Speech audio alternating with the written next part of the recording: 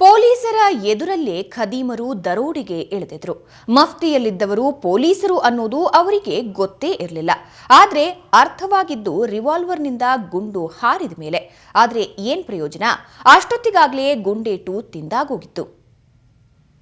ಪೊಲೀಸರ ಎದುರಲ್ಲೇ ದರೋಡೆಗಿಳಿದಿದ್ದರು ಖದೀಮರು. ಖಾಕಿ ಮೇಲೆ ಹಲ್ಲೆಗೆ ಮುಂದಾದವರಿಗೆ ಗುಂಡೇಟು. ನಿನ್ನೆ ಸಂಜೆ 6 ಗಂಟೆ ಸಮಯ ಶಿವಮೊಗ್ಗದ ಗೋಪಾಳದ ಪುರದಾಳ್ ರಸ್ತೆಯ ನಿರ್ಜನ ಪ್ರದೇಶದ ಬಳಿ ಗುಂಡಿನ ಸದ್ದು ಕೇಳಿಸಿದೆ.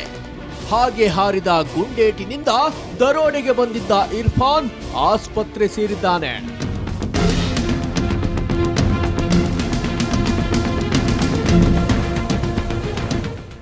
ಇದೆಲ್ಲ ನಡೆದಿದ್ದು ಸಿನಿಮೀಯ ರೀತಿಯಲ್ಲಿ.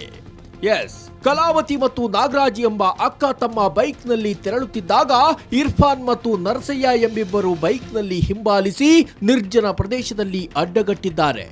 ಮಚ್ಚು ಲಾಂಗು ತೋರಿಸಿ ದರೋಡೆ ನಡೆಸಿ ಅತ್ಯಾಚಾರಕ್ಕೆ ಮುಂದಾಗಿದ್ದಾರೆ. ಇದನ್ನ ನೋಡಿದ ಗಸ್ತಿನಲ್ಲಿದ್ದ ಪಿಎಸ್ಐ ಗಿರೀಶ್ ಮತ್ತು ಸಿಬ್ಬಂದಿ ಜೊತೆಗೂಡಿ ಅವರ ಬಂಧನಕ್ಕೆ ಮುಂದಾಗಿದ್ದಾರೆ. ಆಗ ಪಿಎಸ್ಐ ಮೇಲೂ ಲಾಂಗ್ ಬೀಸಿ ಹಲ್ಲೆಗೆ ಮುಂದಾದಾಗ ಪಿಎಸ್ಐ ಗಿರೀಶ್ ಒಂದು ಸುತ್ತಿನ ಫೈರಿಂಗ್ ಮಾಡಿದ್ದಾರೆ. ಗುಂಡು ಇರ್ಫಾನ್ ತೊಡೆಗೆ ಹೊಕ್ಕಿದೆ.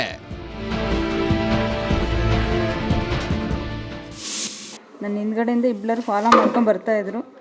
ನಾನು ಇದು ಗಾಡಿ ಹೊಡ್ಕೊಂಡು ಲಗನ್ ಕಲ್ಯಾಣ ಮಂಟಪದ ಸೀದಾ ಬಂದು ನಾನು ಚಾನಲ್ ಏರಿಯಾ ಮೇಲಿಂದ ಬಂದೆ ಸರ್. ಅವನು ಅಲ್ಲಿಗೆ ಬಾ ಅಂತ ಅಂದ. ಹಿಂಗೆ ಬರ್ತಾ ಇದ್ದಾರೆ ಕಣೋ ಅಂತಂದು, ನೀನು ಏನು ಮಾತಾಡಬೇಡ ಸುಮ್ಮನೆ ಬಂದುಬಿಡು ಅಂತ ಹೇಳ್ದೆ ಸರ್. ಅವ್ರು ನನ್ನ ಹಿಂದ್ಗಡೆ ಫಾಲೋ ಮಾಡ್ಕೊಂಡು ಬಂದು ಅಟ್ಯಾಕ್ ಮಾಡಿದ್ರು ಸರ್ ನನಗೆ.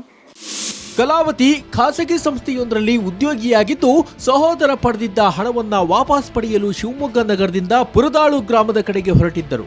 ಇಂಥ ಸಮಯದಲ್ಲಿ ಖದೀಮರು ಈ ಕೃತ್ಯಕ್ಕೆ ಮುಂದಾಗಿದ್ದರು.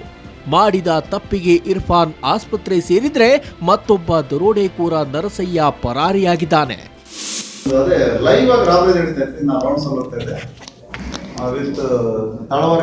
ನನಗೆ ಆಶ್ಚರ್ಯ ಆಯ್ತು. ಆ ಟೈಪ್ ರಾಬರಿ ನನಗೆ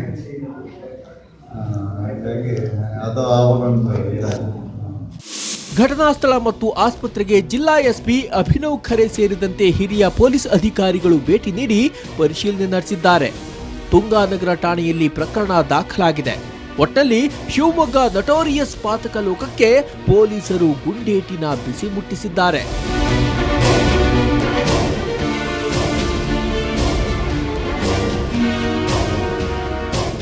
ಶಿವಮೊಗ್ಗದಿಂದ ಕ್ಯಾಮರಾಮನ್ ಅತೀಕ್ ಜೊತೆ ರಾಜೇಶ್ ಕಾಮತ್, ಸುವರ್ಣ ನ್ಯೂಸ್.